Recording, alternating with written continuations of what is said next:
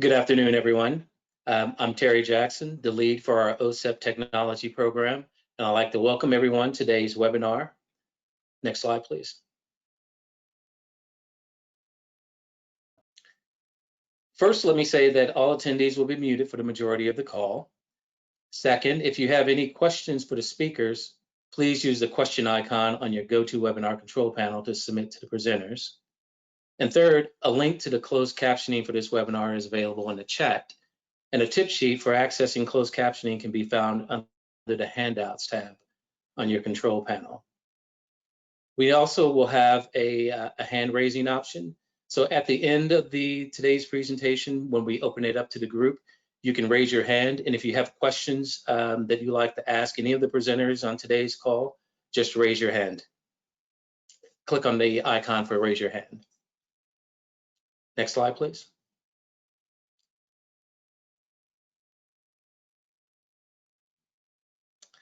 So today's call is not meant to take the place of our originally planned face-to-face program area meeting. This will be an opportunity for us to share, listen, and ask questions about some of the larger issues that impact our technology program. The agenda for this call includes a presentation by the NIMAC, the National Instructional Materials and Accessibility Center. They'll talk about the final notice of interpretation that was published on May 26 that clarified the definition of print instructional materials and what that means for our work. During the presentation, if you have any questions, post those in the Q&A box, and we'll respond to those and pose them to the panelists at the end of their presentation. Then we'll have our two large centers, the Center on Inclusive Technology and Education Systems by Cynthia Curry, and the Center on Inclusive Software for Learning called CISL by Jose Blackerby, followed by two Stepping Up Technology Implementation projects, the Tar Heel Shared Reader and Project Core at the University of North Carolina, Chapel Hill with Karen Erickson, and KinderTech at the University of Oregon Center on Teaching and Learning by Mari String-Kari. Each will talk about their plans and strategies for adapting and modifying their work to support distance learning and meeting the needs of their users during these difficult times. Again, you can post any questions in the Q&A box, and at the end, we'll post those to the panelists. And after the session, is there anyone who'd like to share what they're doing, are planning to adapt their work? We'll unmute your lines. Just raise your hands and we'll unmute your lines. Or you can also post questions in the Q&A box. And when we do unmute the lines, if you have something that you would like to add, please say who you are, provide a brief description of your project, and what strategies you use to determine your approach for working during COVID. First, I'm going to turn it over to Nicole Gaines at the NIMAC. Next slide. Hi, thank you, Terry. My name is Nicole Gaines. I'm the director of the National Instructional Materials Access Center. And hi, I'm Cynthia. Go ahead. Oh, sorry for the pause. And I'm Cynthia Curry. I'm director of the National Center on Accessible Educational Materials, and here to co-present with Nicole. So next slide, please. Oh, I think, did we go? So there we go. There are our objectives for today. So we have three specific objectives. The first is to inform OSEP grantees of the recent notice of interpretation that was published in the Federal Register in May that permits the NIMAC to accept digital instructional materials. And Nicole will introduce the NIMAC, the purpose of the NIMAC, and why the NOI is so impactful. Then we'll discuss what this means, what the NOI means for publishers, developers, state and local education agencies, families and students with disabilities who need accessible materials.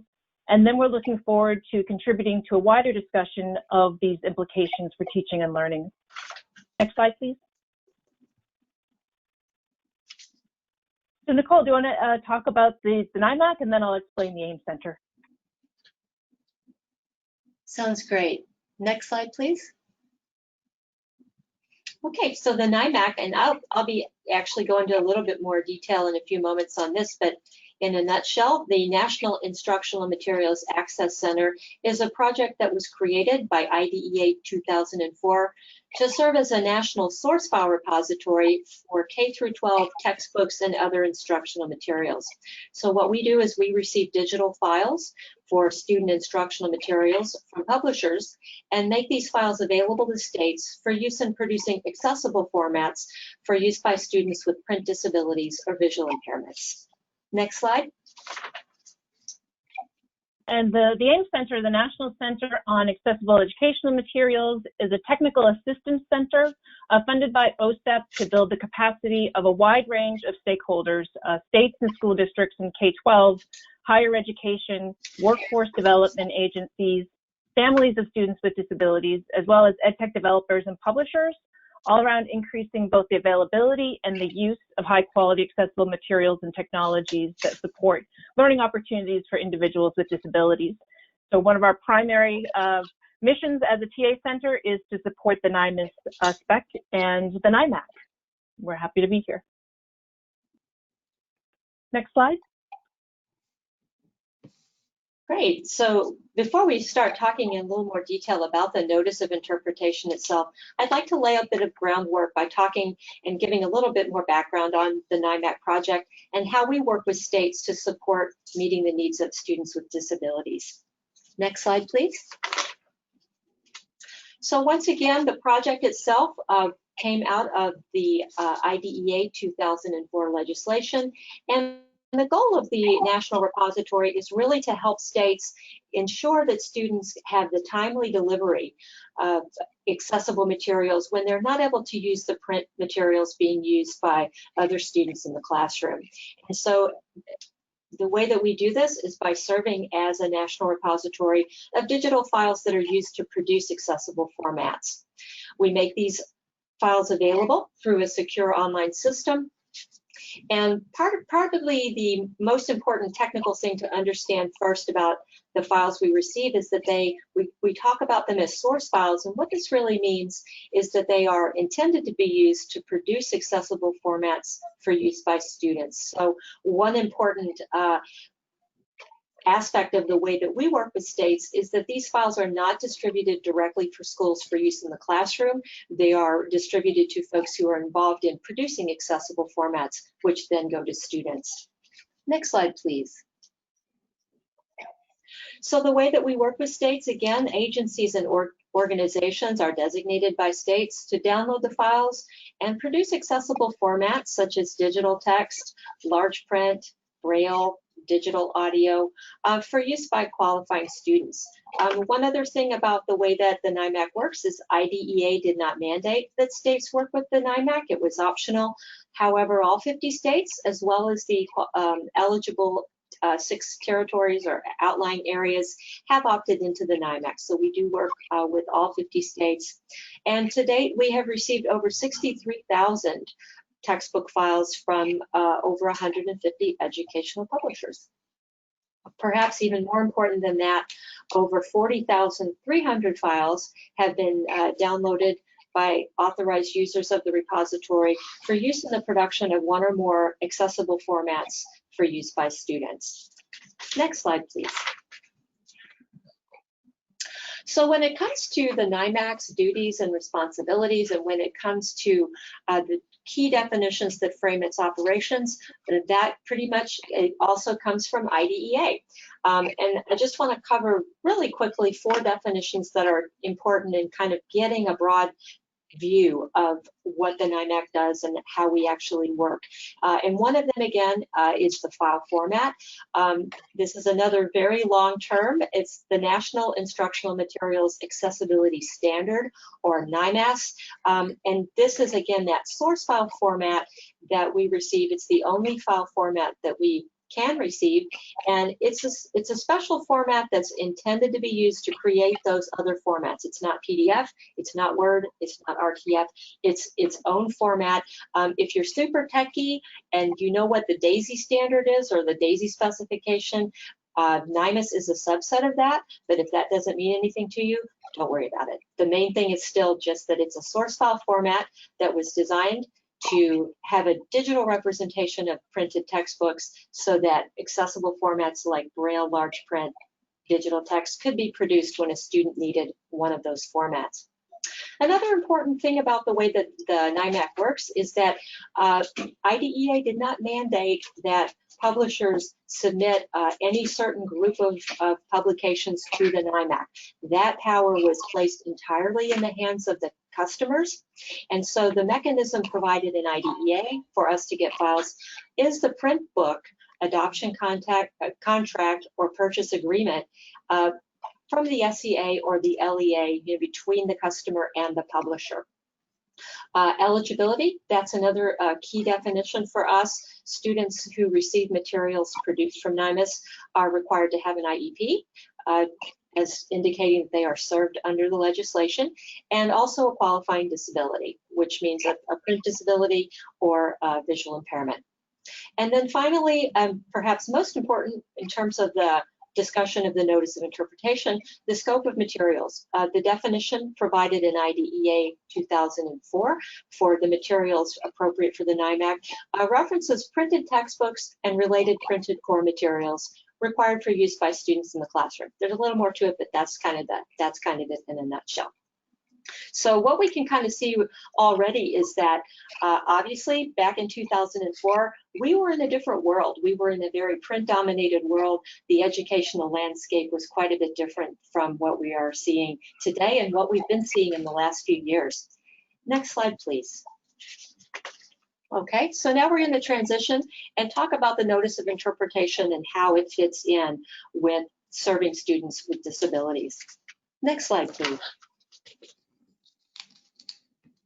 So again, as schools have increasingly transitioned to digital classrooms in recent years, instructional materials that are distributed in a digital format have been considered to be outside of scope for the NIMAC, and so source files have not been available if a student needed Braille or a different accessible format because for whatever reason the digital material being used in the classroom was not fully accessible to that student. One of the things that's really important, and if you've been in the accessible materials arena, you've probably heard this before, but digital does not equal accessible. It's very possible, and it happens, that digital content is produced and distributed in schools that is not accessible to all students. So what this has meant in practice is that when students have needed an accessible format for a digital instructional material, files have not routinely been available, and it's been difficult to provide timely delivery of an alternative for students who need an accessible format. So this was kind of the environment, this is what's been going on that really led the NIMAC, the AIM Center, OSEP, other stakeholders to decide that it was really time to look at the scope of NIMAC and determine whether the NIMAC should and could be permitted to accept files for some of these materials. Next slide, please. So the notice of interpretation. So basically, this notice of interpretation was the culmination of a process that actually took, I think it was about 2 years, maybe even a little longer than that, of looking into this issue and going through a process of kind of redefining what was the appropriate scope for NIMAC. And on May 26th of this year, a notice of interpretation was published that does allow the NIMAC going forward to accept NIMAC files for digital instructional materials. So again, previously, print was seen as the only source material that was appropriate for producing NIMAC and providing it to the repository, but now publishers can provide NIMAC for digital K-12 materials if these materials can be produced in the NIMAC format. And I'll talk a little bit more about that in just a second. But basically, this change represents a significant step forward. We're very happy about being able to accept these materials. We believe that it will really help to ensure that all students can receive the materials they need in the formats they need to participate and succeed in school. Next slide, please. Okay, so before I turn it over to Cynthia to talk about the TA side and the opportunities and challenges related to that, I just wanted to take a moment to set the stage regarding a couple of tricky pieces here that are kind of technical, more technical related technical in the side of specification and file formats and so forth, caveats with regard to the notice of interpretation itself. And one of the things that that's important to keep in mind is, again, that original NIMAC file format that was also set out in IDEA, that hasn't changed. Okay, so what we have for the NIMAC is we still have a source file format that was designed to accommodate printed textbooks. And so what that means in today's world, when we think about digital instructional materials and what that term means, is that it can include a range of materials up to and including software and games and videos and all sorts of material. And some digital materials can be produced in the NIMAC format, other materials cannot. So that's kind of an important thing to just kind of underscore, that we're very pleased that we're able to accept NIMAC for digital instructional materials that can be produced in that format. It doesn't include everybody. Another thing that's important to keep in mind that's really important to the notice overall is that there is an accessibility exemption for digital materials that already meet an accessibility benchmark right out of the box. So the standard that is referenced in the notice is WCAG 2.0 AA. Again, if you're not familiar with that, don't worry about it. The main point is that the notice really does two really great things, which on the one hand is that it allows us to accept a wider range of materials, but it also helps to promote accessibility just in the commercial products that are being sold to schools, because really ultimately what we want to see is accessibility front and center when it comes to producing digital materials for use in schools and when those materials are purchased and acquired for use by students. So with that, I'm going to turn it over to Cynthia. Next slide, please.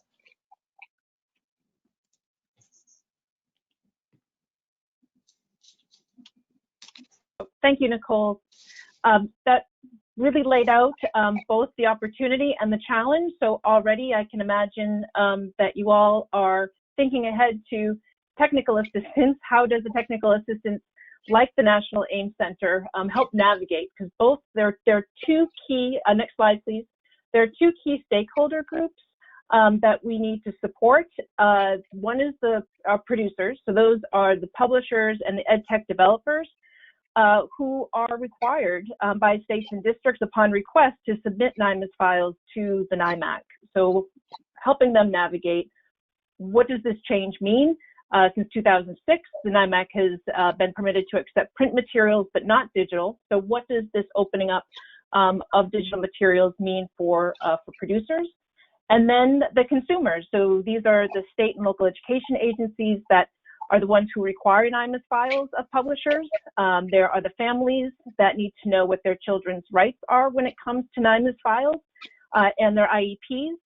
And also, of course, the end users. So those students who are on the receiving end of NIMAC files that have been converted to accessible formats. So one of the challenges that we have is we need to make sure that we're being responsive to the very distinct needs of both of these groups. So let's look at the opportunities first, and then we'll move on to the challenges. Next slide, please. The opportunities for producers, as Nicole referenced, and as many of us have been really educating developers and consumers about for a long time, is that digital does not mean accessible. And we want to make sure that the market model for accessibility is advanced as part of this opportunity with the NIMAC. So because NIMAC is part of the provision in IDEA, it will elevate this conversation around accessibility and digital materials. So here's an opportunity for educating producers on digital does not mean accessible. When an SEA or an LEA asks you if something is accessible, just because it's digital does not mean you answer yes to that. And then, of course, this is also an opportunity to promote the UDL framework within a design thinking approach, because as producers are grappling with what does accessibility mean, not only is it sort of the compliance side, but here's also an opportunity for producers to think about universal design for learning and what that means within a workflow for producing accessible products. Next slide, please. Then the opportunities for consumers, similar in a lot of ways for producers, and one being that Here's an opportunity to increase awareness of accessibility and universal design for learning. What should you look for? What should you ask for as you're determining whether a digital instruction material meets the accessibility exemption, for example, that's built into the Notice of Interpretation. At the AIM Center, we use the W3C's POUR model that's connected to the Web Content Accessibility Guidelines. So here's a way for us to support purchasers around what does it mean for something to be perceivable, operable, understandable, and robust. Of course, the NOI expands the range of accessible materials that can be provided to students who need them. Since 2006, the NIMAC has accommodated an acquisition system for print instructional materials. And since that time, since 2006, we know there's been a proliferation of digital instructional materials. So here's another acquisition system for accessibility. And of course, we need to seize the moment as we're working with consumers, with SEAs and LEAs around making sure that students with disabilities have, when they're in remote learning situations, they have digital materials and technologies that are accessible to them to support their independence, their participation, and their progress. Because those professionals who are typically with them physically in the classroom or in the school building aren't there to retrofit, to convert materials, the just-in-time model that we typically have for students with disabilities in schools. When they're remote, they don't have that benefit. So we need to make sure that what they're being provided is accessible from the start. And we believe that the NOI will help facilitate that. Next slide. Moving on to challenges. So on the producer side, so not only are we looking at two separate distinct recipients of technical assistance around the Notice of Interpretation, but then there's sub-recipients within those. So for producers, we actually have two different stakeholders. There are the new stakeholders of the NIMAC. So these are the producers of digital materials only. They've never had to know about the NIMAC because they've never produced print materials. So we're going to be starting from the beginning with some of the producers of digital instructional materials, digital only. And then there are those existing stakeholders of the NIMAC who have been producing print materials for a long time, have known about the NIMAC because they have been producing NIMAC files and faithfully submitting them to the NIMAC.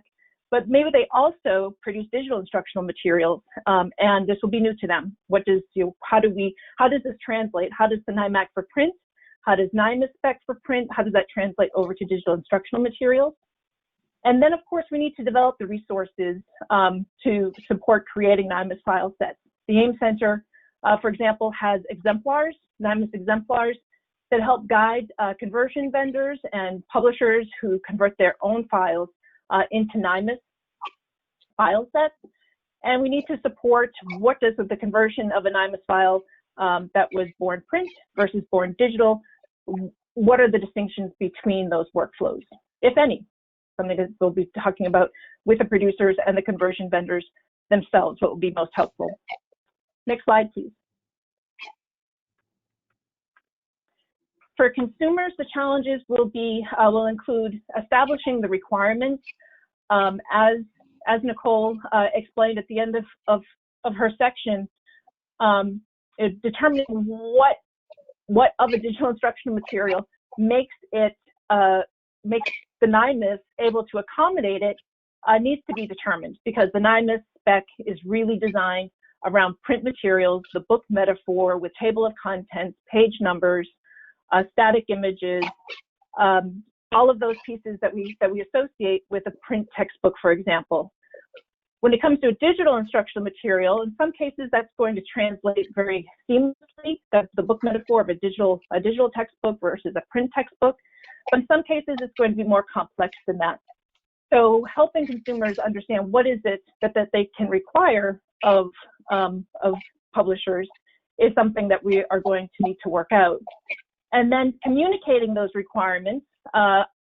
Currently, policies that include NIMAC language are really centered around print materials and requirements related to print textbooks and related core instructional materials. So how do those policies get updated to reflect digital instructional materials being permitted to be deposited in the NIMAC? And then what's the appropriate language for adoption contracts and purchasing agreements with producers? That language already exists for print materials. How can that be adapted? What would be appropriate digital instruction. Next slide, please. And then there are the challenges that are common to both. One, of course, is that defining of digital instructional material in the context of NIMAC. And then to throw a curveball here at the very end of my section of the presentation, as Nicole mentioned, there's an accessibility exemption that if a publisher's digital instructional material meets accessibility standards, specifically WCAG 2.0 AA, then they don't need to submit a NIMAC file to the NIMAC. However, there is an issue around the production of Braille. So NIMAC facilitates the conversion of materials to Braille, to hard copy, to refreshable Braille. So if there is a need in a state or in a district for a file to be available in Braille for a student who is a Braille user, of course, Braille literacy is critical in the early grades. Are there some ways that we can help support districts in requesting a NIMAC file for that particular purpose? They may not be able to require that, of course, but is there a way to communicate take this as another opportunity to make a broader conversation around accessible formats with publishers? Next slide, please. So the next step is for us to take all of these challenges and opportunities and turn it into real technical assistance. As you know, the Notice of Interpretation was just released in May. We had been anticipating it for some time, but weren't really sure exactly when it would land. So we are setting out to make some clarifications internally, doing some piloting of messaging and language and products and services with some folks in the field to make sure that our products and services that support the NOI, both consumers and producers, is relevant and useful for our stakeholders. Next slide, please. Nicole is going to take us out. Yes, well, thank you so much, Cynthia. There was so much there, but I'm sure nobody has any questions. But if somehow you did have a question, please do ask a question in the chat. And also, if you would like to contact us, I have up on the screen my email address is ngaines@aph.org. Cynthia is ccurry, CCURRY @cast.org. And just feel free to contact us if you need any help going forward. And I will let Tara or Terry field the questions if we have questions from folks before we move on to the next part of the program. I did have one question for you that came in from one of our participants, and it's, are these materials distributed through the state's resource centers to consumers and school districts? Okay, if that is regarding the NIMAC source files themselves, the way that the NIMAC works with states is that each state has a NIMAC state coordinator, and a lot of the and those state coordinators designate authorized users in the state. And so a lot of those users are at instructional resource centers, and they access the repository directly to produce Braille or other accessible formats. So yes, and it kind of depends on the way. There's a lot of variation and a lot of variety in terms of the state systems for working with NIMAC. But the long and short answer for you is if you have any questions about how your state is working with the NIMAC, feel free to get in touch with me. I'm happy to get you plugged in and provide more details. Thank you. Thank you. So as we go into the second part of our presentation, Cynthia, you're going to do double duty on this one, is so the question that is being posed to both our centers and our projects is really kind of sharing about their plans and strategies for adapting and modifying their work to support distance learning and meeting the needs of the users during the upcoming school year. So first I'm going to turn it over to Cynthia again, representing CITES, the Center on Inclusive Technology and Education Systems.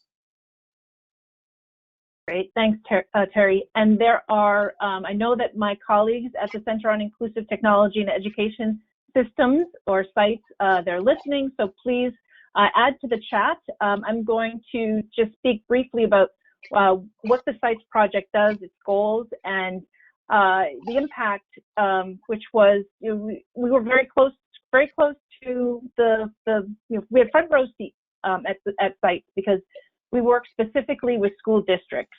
The goal of SITES is to work with school districts, work with local education agencies to increase and to create and sustain an inclusive technology ecosystems that bring together assistive technology, education technology, and information technology. So what a lot of people, typically the traditional line is breaking down the silos. And in SITES, we're developing a framework over the course of our 5-year project, co-developing that framework with 8 school districts from around the country. And we're working together on developing that framework from what we currently have as a version 1. It's based on the National Education Technology Plan, and we know that that in itself is dynamic, and we take that as an opportunity because we know as the National Ed Tech Plan evolves, so will the SITES framework. We look at it as an opportunity to build off of the National Ed Tech Plan to make sure that accessibility and assistive technology are addressed within our framework in ways that may fill some gaps. We have school districts that we're working with, piloting this framework, starting with leadership and looking at what are leadership practices. Then we'll look at instructional practices as well as family engagement. Those are the 3 key pieces that we're building into the framework based on the National Ed Tech Plan to make sure that those key pieces around accessibility and AP are inherent within school systems. So when school building closures started and emergency remote learning kicked in, we were working with 8 school districts. We had just started our technical assistance for them starting in February, and the school building closures started in March.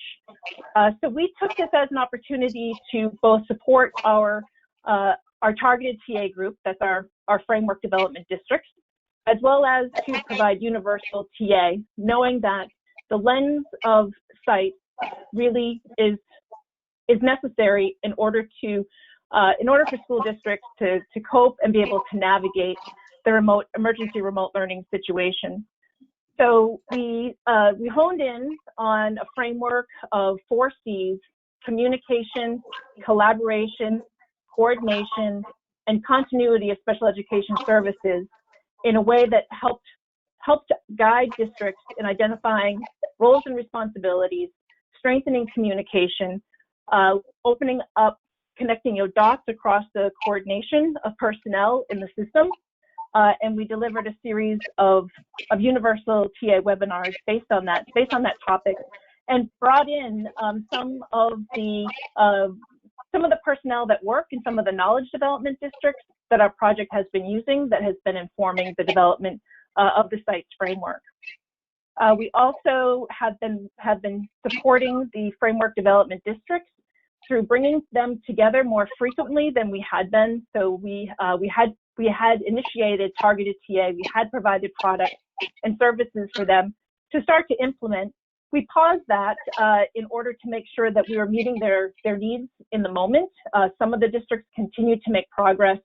They're conducting self-assessments, setting goals, and of course, the emergency remote learning offered an opportunity for these districts to start testing some of the ways that communication, collaboration, and coordination and continuity of services can be strengthened even when they go back, when they go back to whatever type of model of teaching and learning on the other side of the pandemic and the crisis. We also strengthened our partnerships that we have internally to increase our reach, as well as relied on OSEP for resources, two-way resources, reciprocating, providing resources to OSEP and taking resources from other TA centers. So thank you all for sharing your resources with us.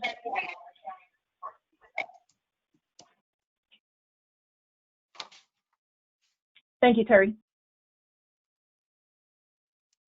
Great. Thank you, Cynthia. Next, I'm going to turn it over to Jose Blackerby for the Center on Inclusive Software for Learning Center. Okay, I just unmuted. Thank you, Terry. Sure.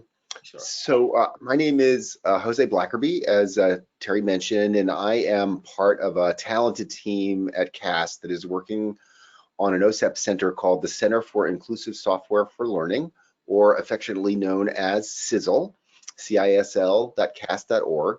Our charge is very, very ambitious. It's to build a software suite that provides tools that are accessible, based in UDL, adaptive, and that they open up the potential of digital instructional material for students with disabilities, but really for all students interacting with digital materials. The suite consists currently of 3 applications. One is an adaptive EPUB reader that we call Clusive. It is the one that we've made the most progress on. Clusive is free. It is open source. It has accessibility features that many of you are familiar with: text-to-speech, variable line spacing, fonts, colors, etc. But it also has unique UDL adaptivity functionality built in, supports for vocabulary, expanded glossaries, variable text complexity, as well as others. The other 2 applications are in the works down the road. One is a preference discovery game, is what we're thinking, that will allow students to establish their own preferences around display, but then also around the kinds of support that help them learn best. And then an authoring tool, which will allow content developers to build content that is accessible and builds in UDL features from the beginning. So Clusive is a web application. It's a free e-reader. You can go see it. It's at Clusive, CLUSIV.cast.org. So it makes a lot of sense in an online environment. However, up until a few months ago, that wasn't the primary way that we were thinking about it. We were thinking about it both from a design and a research and a testing perspective. We were thinking about the face-to-face model because up until a few months ago, that was the most common model about how students experience education in the United States. So then, you know, the world changed, and it changed very, very fast. And all of us, I'm thinking of all of you peers out there, but staff at CAST and our various projects, we were put in this position of really needing to rethink and reimagine our work. Like, how can we be productive and useful at these early phases of the crisis? What could we learn from this? But more importantly, how could we change our work so that we'll have bigger impact and more longer-term benefit? In general, our hope really is that the crisis has illuminated many, many weaknesses in our education system that we've all heard so much about, but that creates an opportunity for us to think differently about both general and special education going forward. So let me just describe a few of the things that we are doing a little bit differently.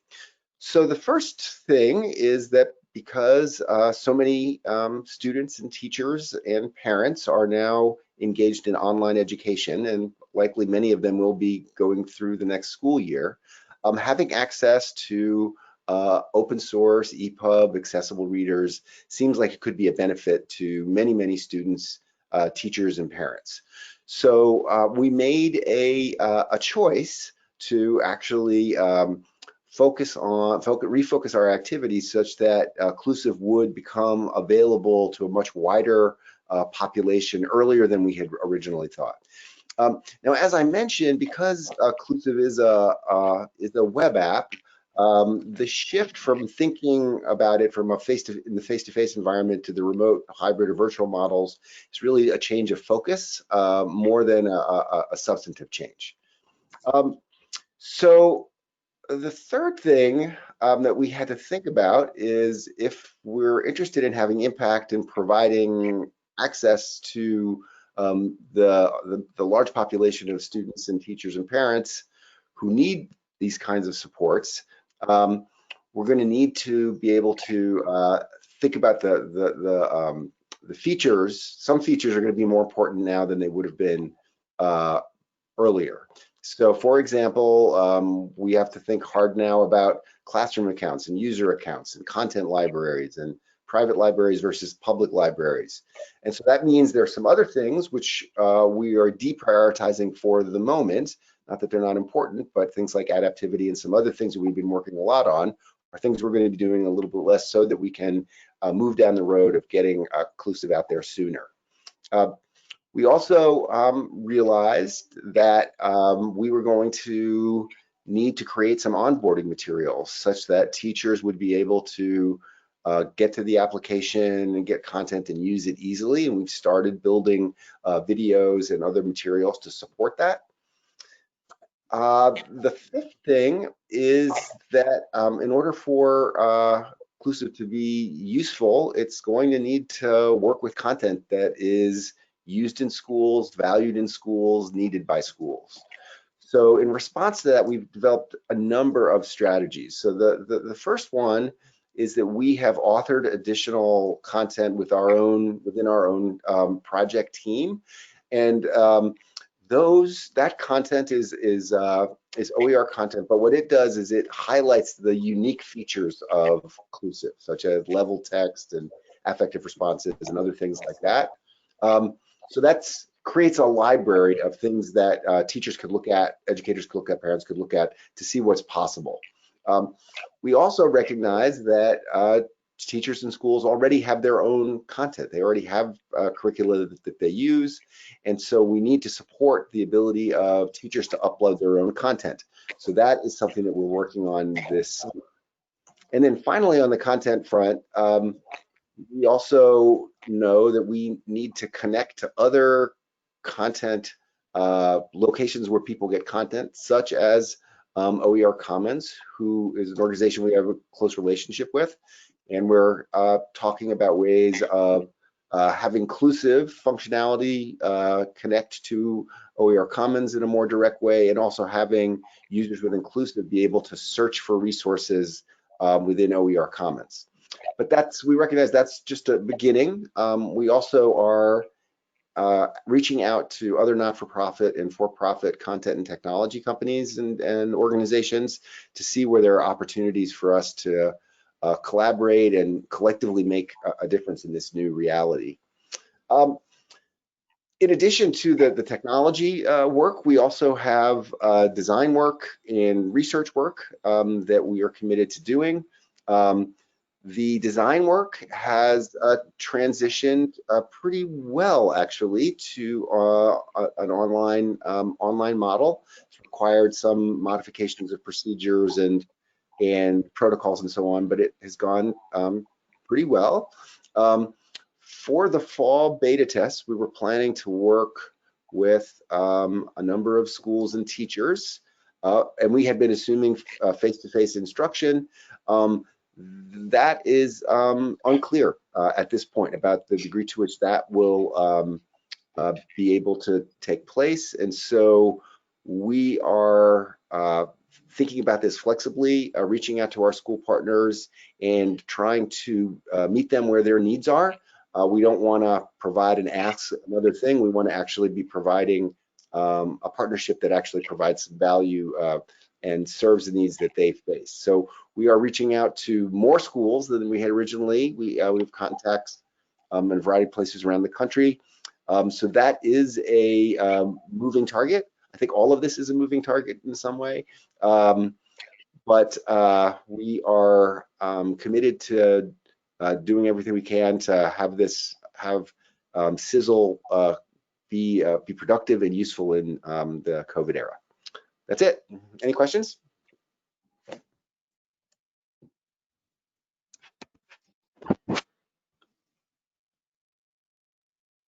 So one question that came in, Jose, is inclusive related to earlier thinking reader model? No, it's not.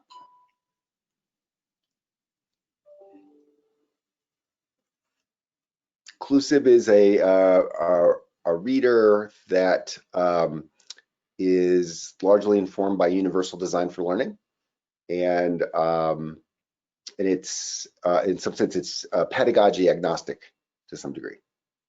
The hope would be that it could be used with lots of different kinds of curricula, different kinds of pedagogical models. Great. Okay, thanks, Jose. And if you have any other questions at the end of the other two projects that present, you can always have time to answer.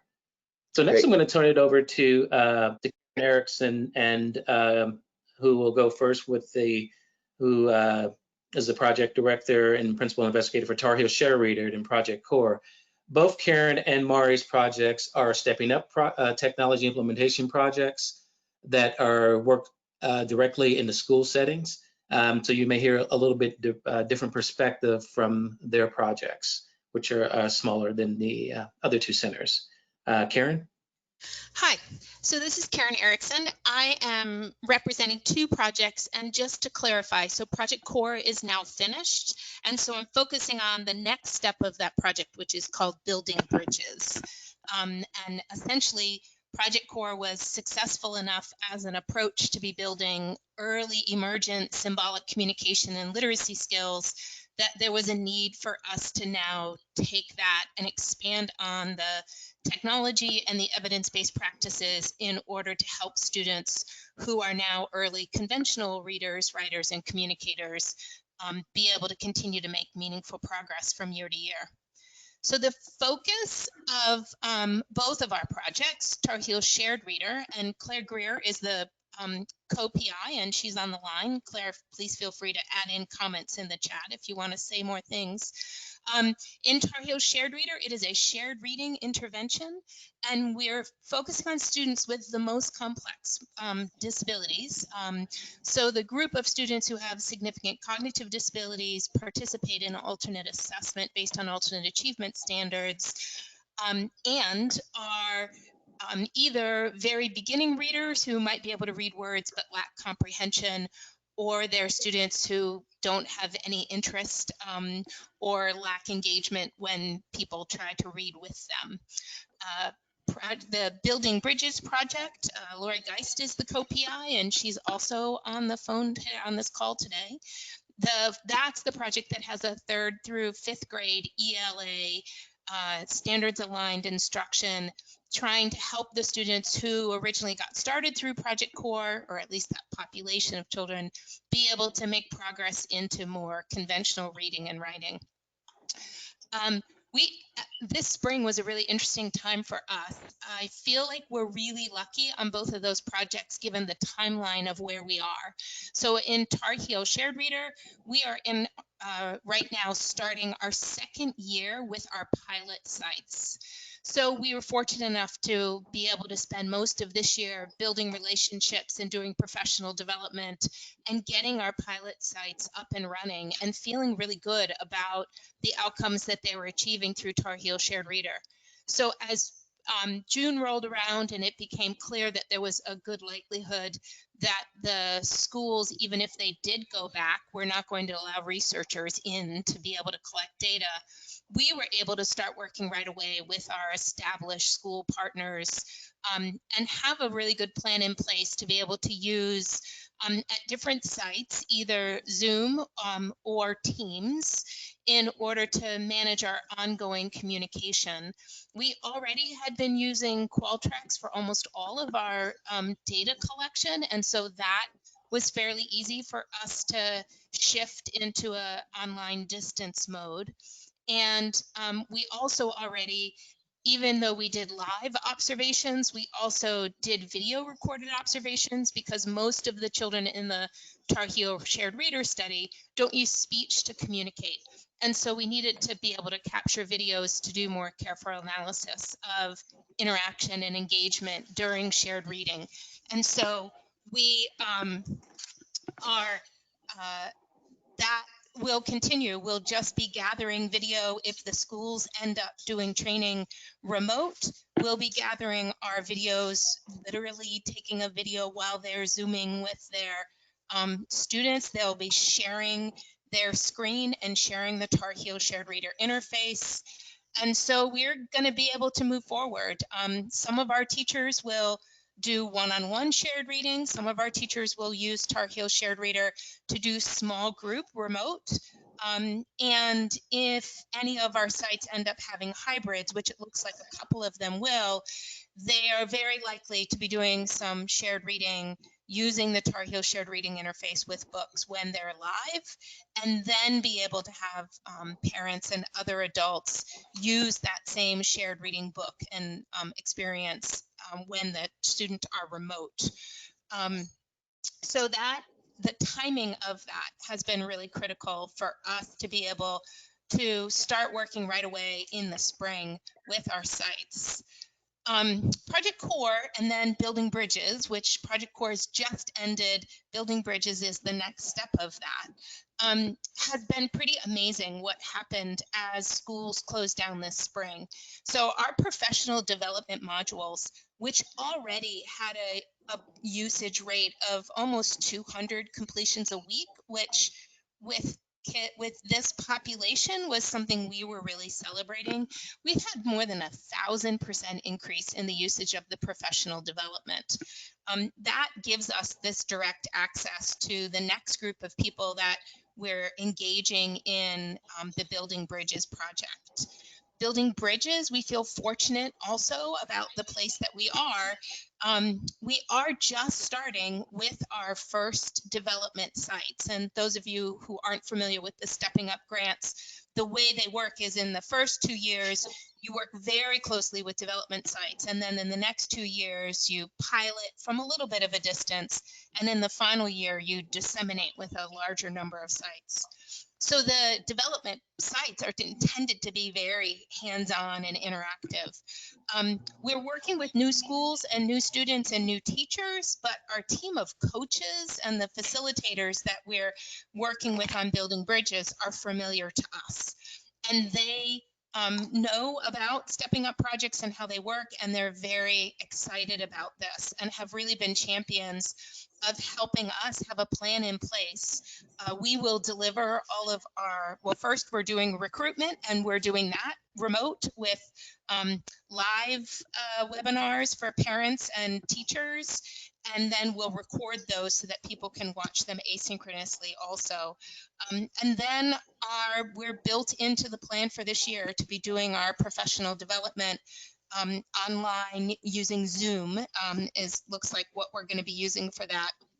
And then supporting the kind of what typically would be daily, weekly interaction in these development sites using things like a wiki and trying to stay away from filling up people's emails and having other ways that we might use listservs, but having a wiki that people can go to in order to really be able to track and look back and be able to keep up with things.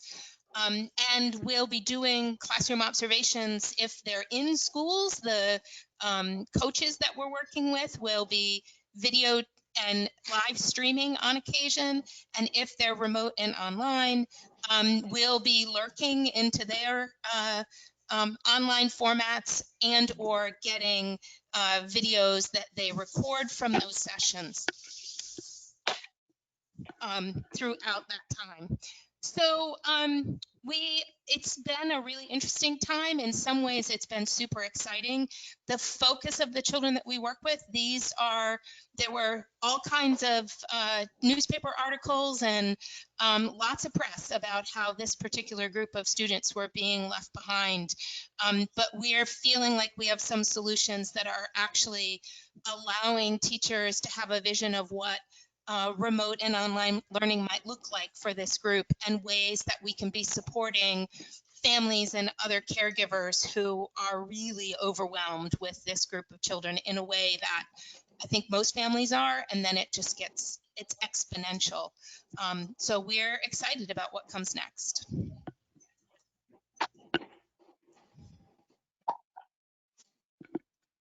Great, thank you, Karen. And I think I'm going to save this question until after Mari goes, and then I'll pose the question to the larger group. Mari? Awesome. Thank you for having me today, Terry, and everybody else on the call. My name is Mari Strand-Carey, and I lead the KinderTech iPad Math project with the help of Ben Clark and Lina Shanley, who's also an OSEP grantee for a project called Membershire It's. KinderTech teaches pre-K through grade 3 students kindergarten math standards, and it's really designed as an intervention for students with math learning disabilities or students struggling to make progress in math because of other disabilities. So with OSEP support before COVID, we had really greatly expanded the flexibility of our individualized learning program and the supports available to teachers. First and foremost, we made a large implementation resources library that could be accessed on demand from anywhere. That included videos, interactive webinars, how-to guides, printable checklists, quick start guides, things like that. We made the app, the actual program for students itself, usable with and without Wi-Fi. We added many optional on-screen supports and indicators for students. We added multiple modes for presenting the instruction so that teachers could really integrate this in classroom in a lot of different ways. So they could use KinderTech to teach math from the ground up, or to fill in gaps of understanding, or to accompany particular lesson plans for students with disabilities. Most relevant to today's discussion, we modified the program so that educators in different parts of the building could access and manage student accounts, and so that students could use KinderTech in multiple settings and experience no disruptions in their learning experience. Along with that, we made it possible for teachers to communicate with each other through a student-specific notes feature. So the app itself is easily accessible on the App Store, and we have a quick onboarding process that allows users to get started right away. And then they can also dig in for more detailed implementation support as they need it using that implementation resources library. Students as young as 3 can log in and use the app independently, so it's really great for all sorts of purposes right now. And our primary aims in the project were to ensure that students could use the app independently and to make it easy for adults to adapt the program to suit each student's needs and context. So we accomplished those aims, and KinderTech is in use across the US. So then as COVID hit, we actually weren't needing to be working with schools for data collection purposes. We were in a no-cost extension and really focused on the final steps of sustainability. But we realized we were perfectly positioned to leverage all the features OSEP had helped us build to support remote instruction by teachers and use by families at home. So we hurried and scurried to do all sorts of other things. We worked with our technology transfer office at the university and all the authors and developers to get them to agree to put KinderTech out in the world for essentially free during COVID. We didn't have a lot of grant dollars behind it now, so we still need to kind of be supporting it. So we had to get that commitment. We reallocated team workloads so that we could provide technical assistance to our existing users across the US and to new users. And we worked on getting the word out. So we modified pricing, license, and wording on the App Store and our product website. We worked with our College of Education and University Media offices to make KinderTech more known in the community, the educator network, and alumni system. And we hit the virtual COVID conference circuit. I'm sure you're all well aware of all those things going on for a few months there, to let parents, early care providers, and educators know that KinderTech existed and that individual families could download it right away, that teachers could continue implementing it with their students or could start implementing it with their students, even though their students are at home, and that all training was virtual and easily accessible. Important for the teachers, however, we really rallied our development and quality assurance team to refine and launch a wish list feature of ours. It was a parent role for school-owned accounts. We've been talking about it for years, kind of dabbling with it, and just hadn't been able to make it happen yet. So this was our time.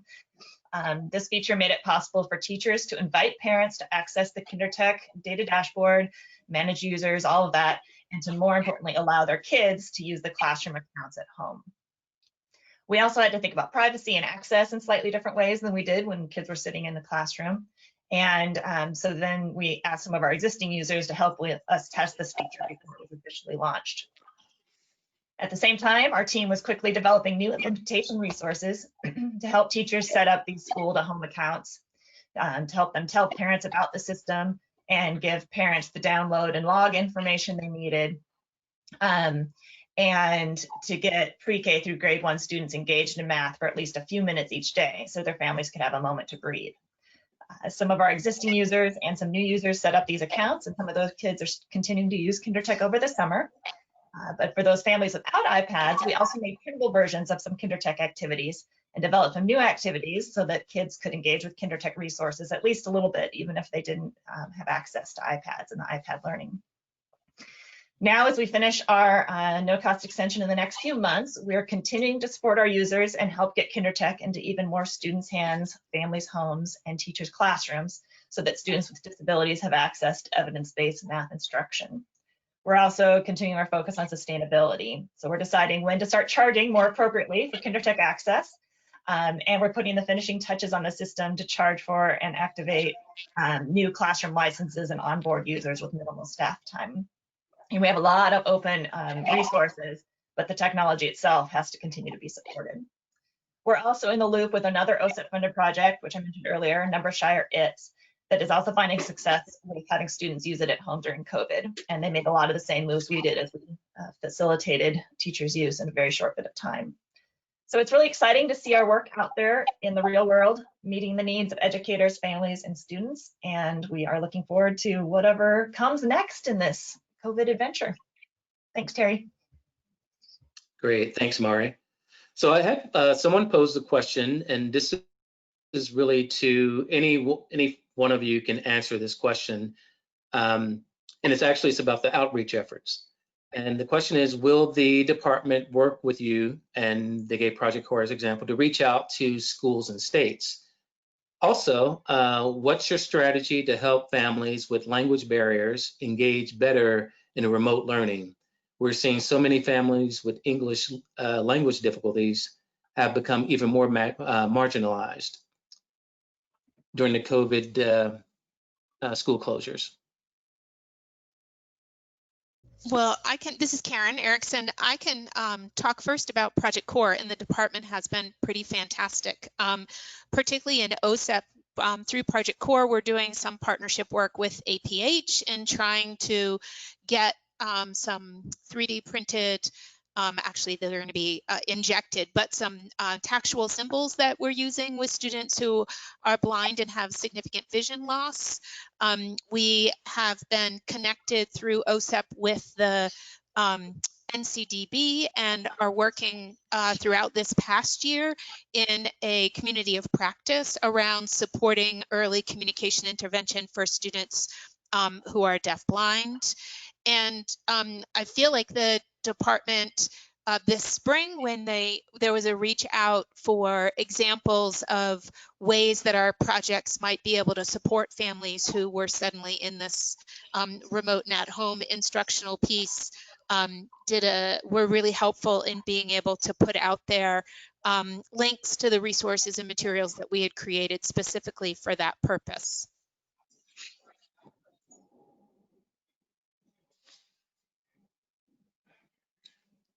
Great, thank you, Karen. Anyone else want to respond to the question? Sure, this is Cynthia Curry. Go ahead. Okay, I'll go ahead. This is Cynthia Curry. And on the second question around families, parents who are, for whom English is not their first language, when it comes to technology, we have heard anecdotally that there was some success if the family also has access to technology around Microsoft's built-in language translation system, and I know Google has some of that. And there is some, there has been some anecdotal support that during IEP meetings that has been, that was somewhat helpful. Obviously not ideal, because when teachers and students and parents are together in IEPs, there's often a translator there. But we did hear, of course, the interest of accessibility and technology that that can work in terms of trying to build some capacity and fill some gaps. And then, of course, kind of going back to the model of sites and having coordination and collaboration at the systems level, and oftentimes, if it's not methodical and systematic considerations around the needs of every student, and thinking about all the demographics across the district, oftentimes there are gaps and there are services that aren't being provided. So making sure that the system, that there's the collaboration, coordination, communication and continuity can be a really helpful framework for districts to make sure that these types of supports aren't overlooked. And this is Mari. I will say that for some of our materials we pushed out really quickly, but we are now going back and working on making those available in different languages, making them accessible in different accessible formats, so that, for example, when teachers send home an invitation in an email or an attachment or a letter to parents, that it's available in multiple methods for the families that need those. We're also exploring creating manipulatives and things to go along with some of those non-tech activities that we made that could possibly suit this purpose as well.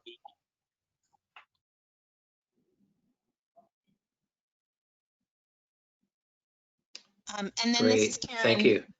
This is Karen. Regarding the second language piece of it, we are partnering with a group that's actually in Mexico City that reached out to us to see if it was okay for them to translate our materials in order to make them accessible. So we actually expect any day to be able to start posting many of our materials in Spanish, which is a start.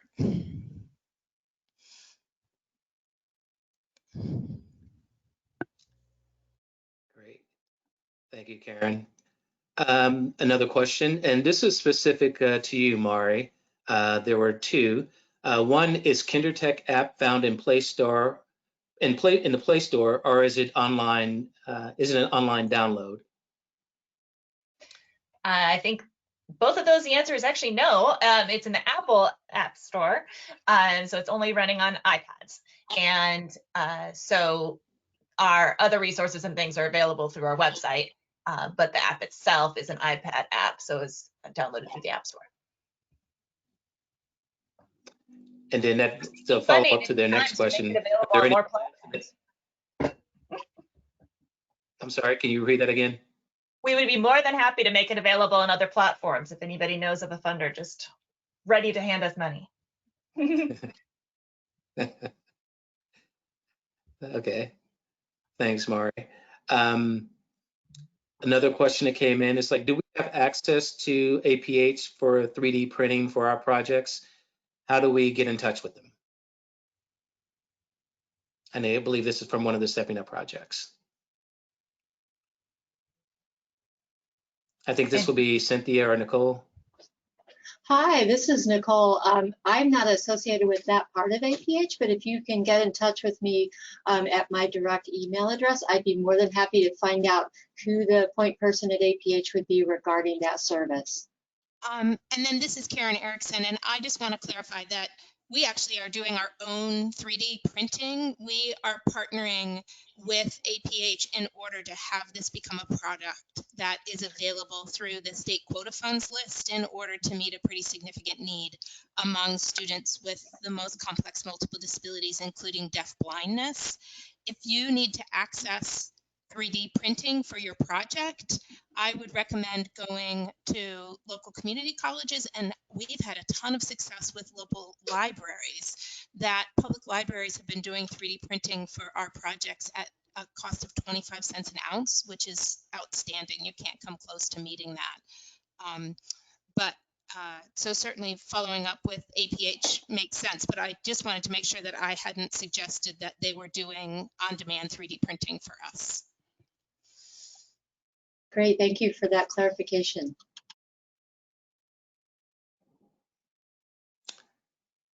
And here's another question for you, Mari.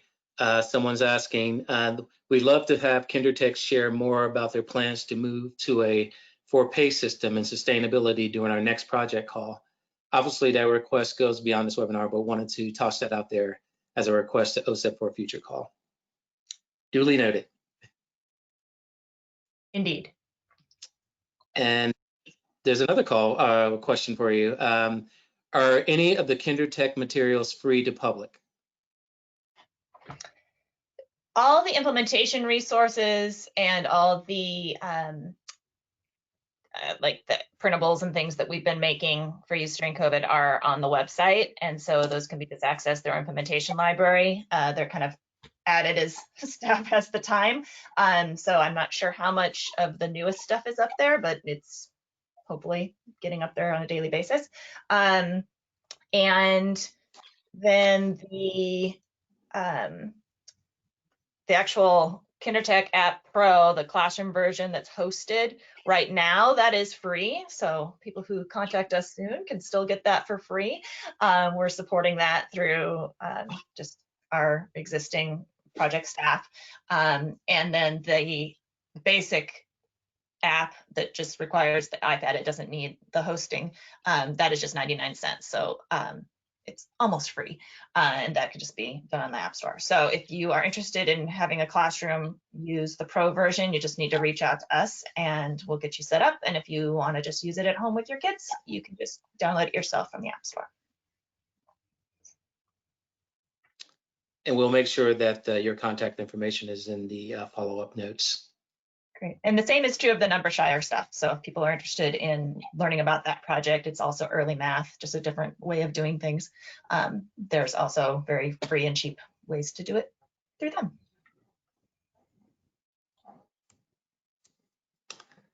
And here's another question. Let me first, here's another question that this is actually for any of you. Have anyone been approached by or reached out to any key decision makers in districts or states for support with the upcoming school year to support either remote or hybrid learning? This is Mari again. Our College of Education was asked by some local educational service districts to set up meetings about how the College of Education and/or researchers and projects and products can be used in schools this year at a kind of comprehensive level. And that meeting is happening, I think, later today. So I will be finding out more. And then we do have, through our contact us form on the web, people are reaching out to us just as they start trying to figure out what they're going to do next year. Sometimes it's individuals, teachers, sometimes it's higher level people in the district. So there's definitely interest moving forward, and we'll see how much of that we can support. And this is Karen, and we're working, I'm working directly with the directors of special ed in 2 local school systems trying to put together a plan. Both have, well, one has officially announced that they're going to be full-time remote at least for the first 4 to 9 weeks, and the other looks like their board is going to change their original plan and go that way. And they have been really blunt in recognizing that the one group they feel like that they didn't meet their needs well enough in the spring and they don't have a good plan in place for the fall is this group of kids with the most significant cognitive disabilities. And so we're working with them and meeting regularly. Very likely we'll be using all of the resources and materials that we've created through our Stepping Up projects, but also helping link them with other resources that are available to support families and teachers in trying to figure out what does it look like with this group of students. This is Jose. Oh, go ahead, Jose. I was just going to say you go, Jose. I was just going to say through our various projects at CAST, we work with players, like stakeholders at all different levels around the country, in just through our work, but then also in terms of specific planning for the fall. And I think it's, it's just like everybody, what you hear, right? It's an incredible amount of uncertainty and changing landscapes kind of day to day. Out here in California, I think you may know that I think that all of the counties that are on the state watch list have been ordered to be remote instruction for at least the fall. And this is Cynthia. The 2 projects that I work on at CAST, both the AIM Center and sites are technical assistance centers, and we're for the AIM Center we provide intensive technical assistance to states, and our project was just refunded last fall, so we are in the process of selecting our next cohort of intensive TA states, and we had 11 applications. Our goal is to have 5, but it will be difficult to choose 5 because all 11 applications are exemplary. And of course, they'll be selected at the beginning of August, and we'll be supporting those states, helping them navigate.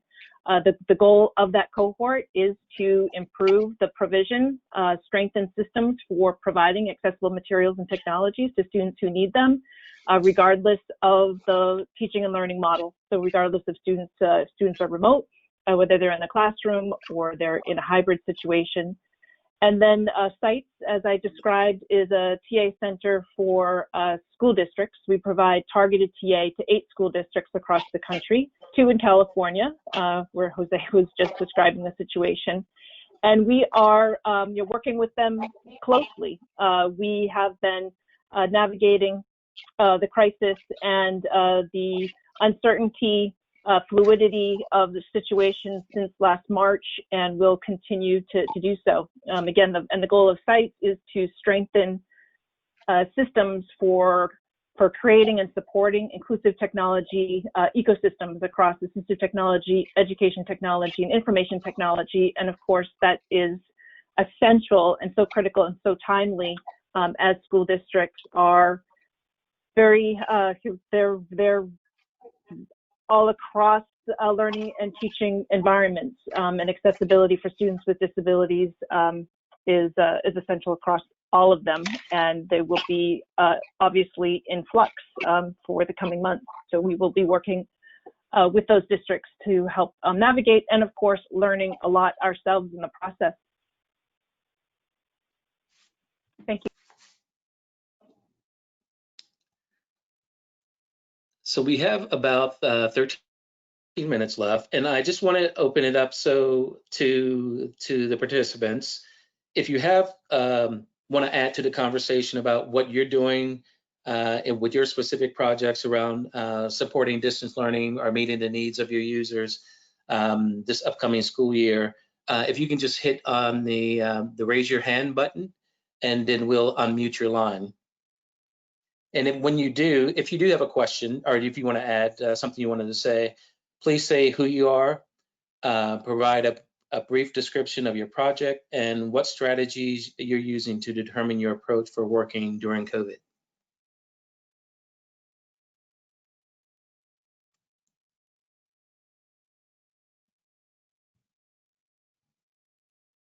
Hello, it looks like Marianne Wolf has her hand up. Marianne, I can call on you. Okay.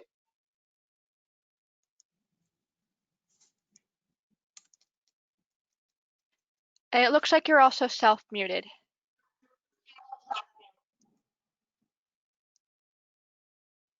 This is Marianne Wolf. I direct the Center for Dyslexia, Diverse Learners, and Social Justice at UCLA. And I've been working with a group of reading scholars, neuroscientists, and directors of various schools like AIM Institute, Windward, Southport, etc. And we have, through Haskins Lab, a new resource library connected to their Global Literacy Hub. And some of my questions to all of you, actually, and I will be pursuing those, concerns how we can link our resources. What we have done is made a literacy organizer from 0 to 5, from early readers, developing readers, and advanced readers. This literacy organizer is done by Skill, which is then giving links to free online materials that are evidence-based. So I wanted people to know about this, to know that it is an iterative process that's ongoing, but that we would like to find ways of connecting to some of the work that's been described here.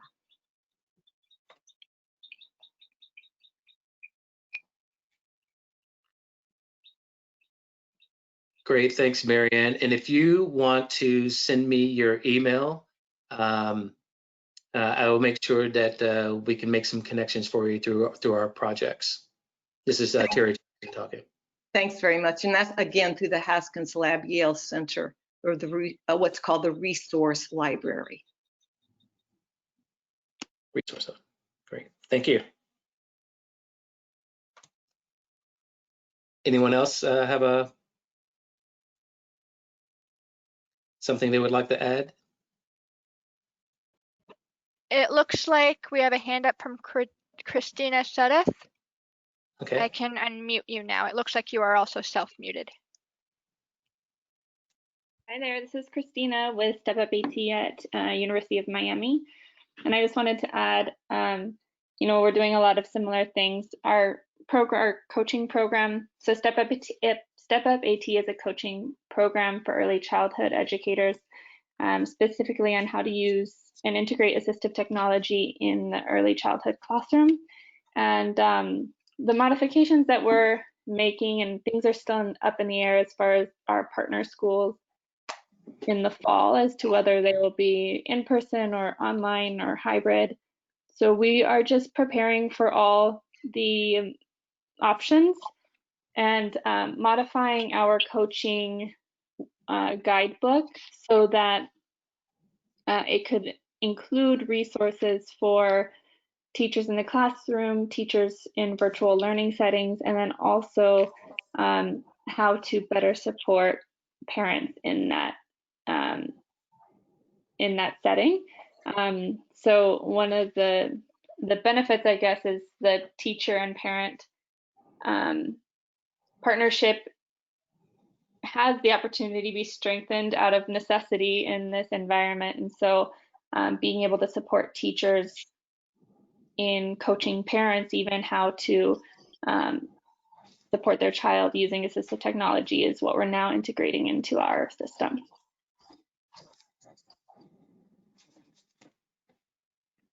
And that's all I have for now. We're still making modifications, and then so that we can be flexible as we proceed. Thank you. Great. Thank you, Christina.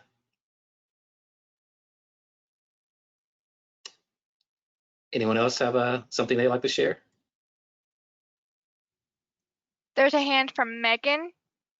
Megan, I can unmute you, and you're also self-muted. Great, thank you.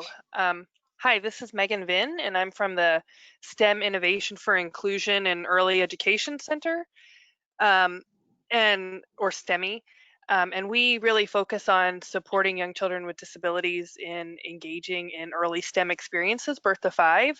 And so I think we've as in the same boat as many of folks that have been talking, but one of the things that I think we're really trying to work on is how now do we do our knowledge development and technical assistance using adult learning principles and really focusing on synchronous and asynchronous methodologies that can support folks in really understanding the evidence based around STEM for young children and young children with disabilities. And we've also been really focused on creating some videos and supports that families and practitioners can use for coaching at home as well, and for kind of doing STEM at home.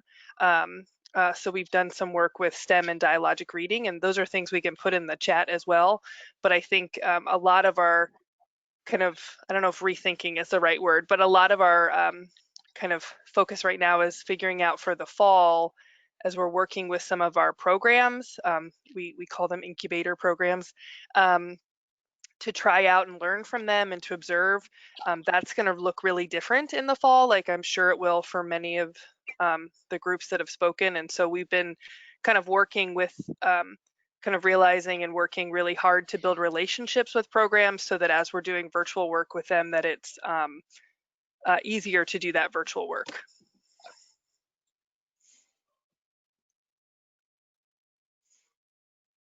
Great. Thank you, Megan. I'm sure a lot of people are still figuring out, in the process, trying to figure out how their work is going to look like for the upcoming year. So thanks for sharing. Any other? Oops, sorry.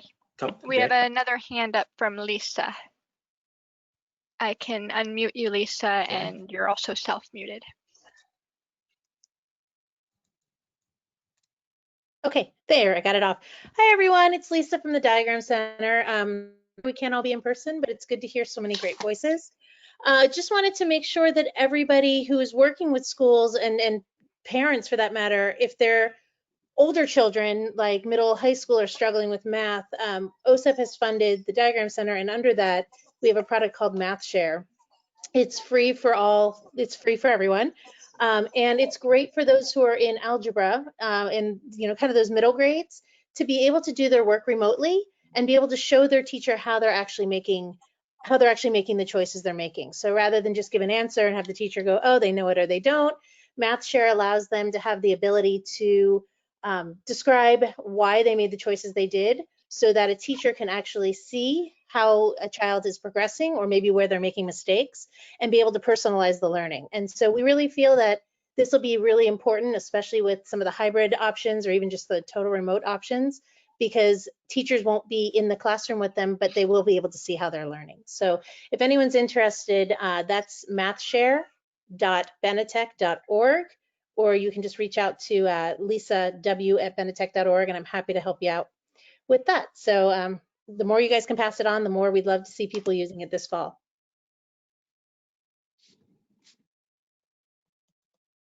Can you share the site again, Lisa? I'm going to type it in.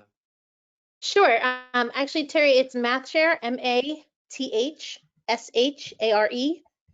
.benetech.org, and I'll put that in the chat. Okay, thank you.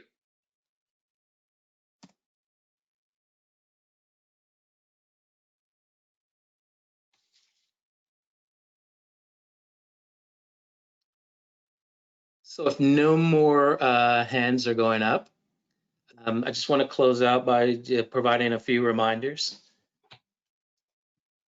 That is that we have for the 2020 funding opportunities, we have the 327F, which is the National Center to Improve Faculty Capacity to Use Educational Technology in Special Education, Early Intervention and Related Personnel Preparation and Leadership Personnel Prep Programs. This funding opportunity closes on August 21st.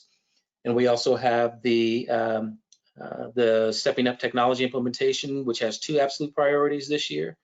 Those include providing technology-based professional development to trainers of special education teachers to support children with disabilities.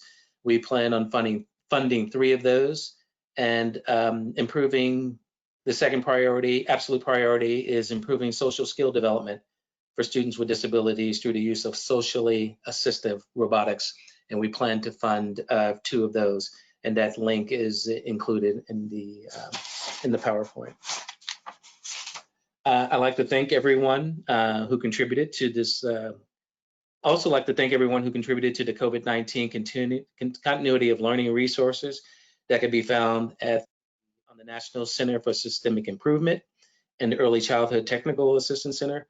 As well, you can find those resources on our OSEP Ideas at Work site at osepideasthatwork.org.